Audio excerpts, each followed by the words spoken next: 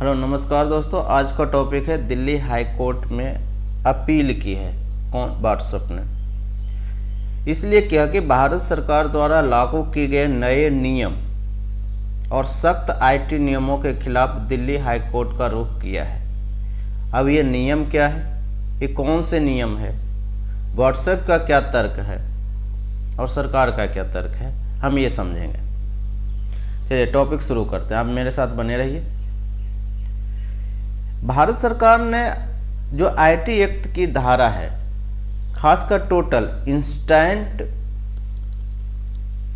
Message platform यानी social media का जितने भी प्लेटफॉर्म है, चाहे वो व्हाट्सएप हो चाहे वो फेसबुक हो, भारत सरकार चाहती है जो कोई मेन ऑथर है यानी जिसने पोस्ट किया है शुरुआत में, उसकी जानकारी होना और ये कौन लोग हैं जिन्होंने पोस्ट किया है। ये जो नए नियम की धारा है, ये धारा है द इंफॉर्मेशन और technology guideline for intermediary and digital media ethics code rule 2021 के अनुसार और आईटी एक्ट की धारा 69 के तहत वो चाहती है कि आपके मोबाइल पे या आपके कंप्यूटर पर जो भी मैसेज आया है वो कौन लोग हैं, किसने पोस्ट की है।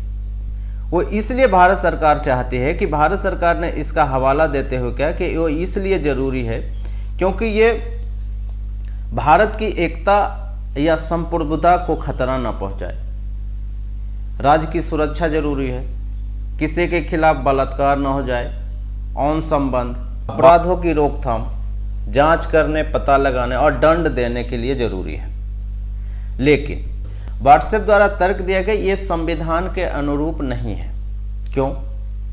वो 2-3 चीज का हवाला देते हुए पूछा है कि भारतीय संविधान का आर्टिकल 21 यानी व्यक्ति के निजता का अधिकार, निजता का अधिकार एक फंडामेंटल राइट है का उल्लंघन करता है। सुप्रीम कोर्ट का जो जजमेंट है के.एस. पुट्टास्वामी केस में ऐतिहासिक जजमेंट दिया था कि व्यक्ति की निजता एक फंडामेंटल राइट है। अगर ये निजता का हनन होता है, प्राइवेसी का हनन होता है, तो आप सीधे सुप्रीम कोर्ट तक जा सकते हैं। राइट टू प्राइवेसी में ही एक चीज शामिल है, वो सुप्रीम कोर्ट ने ही दिया है, वो है पहचान जाहिर ना करने का अधिकार यानी राइट टू एनोनिमिटी यानी निजता का अधिकार में ही शामिल है पहचान जाहिर ना करने का अधिकार।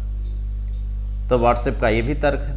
व्हाट्सएप ये भी कहता है कि इंड टू इंड एन्क्रिप्शन को तोड़ना। ये क्या है कि यदि कोई आदमी अभी क्या है व्हाट्सएप पे कोई आदमी ये 20 को मैसेज करता है व्हाट्सएप पे, तो जैसे आप मैसेज करते हैं तो ये यहाँ पे कोड में बदल जाता है, ठीक है, और ये कोड यहाँ आते ही फिर ये कोड चेंज होके मैसेज में चेंज होता है। यानी जो ये बीच का जो लाइन है, बीच में आपके मैसेज को कोई पढ़ नहीं सकता है। क्यों? क्योंकि ये कोड में है। तो अगर आप ये इंड टू इंड इंक्रिप्शन को तोड़ता है तो आपका मैसेज कहीं बीच में ही हैक किया जा सकता है या पढ़ा जा सकता है। इससे क्या होगा? आपका प्राइवेसी को खतरा होगा। आपको डर रहेगा कि आप ऐसे कुछ मैसेज ना पोस्ट कर दें कि जो आपको खतरा हो या आपका प्राइवेसी को खतरा हो। तो आदमी को क्या होगा? नुकसान तो होगा ही, शुरू में डर भी लगेगा कि कौन लोग पढ़ रहा है ना। दूसरा बात है कि यदि आप एक्सप्रेस नहीं कर पाते हैं, अगर आप डरते हैं कोई भी चीज को पोस्ट करने से, तो ये क्या होगा कि वाक एंड अभिव्यक्ति की स्वतंत्रता का भी उल्लंघन है यानी article 19 right to express, right to speech and expression के खिलाफ है, ताकि व्यक्ति अपना जो एक्सप्रेशन है एक्सप्रेस नहीं कर पा रहा है, तो ये भी एक क्या है, खतरा है। तो व्हाट्सएप ने यही तर्क दिया है। अब देखते हैं आगे क्या होगा, जैसा भी चेंज होगा हम इस पर बात करेंगे। Thank you.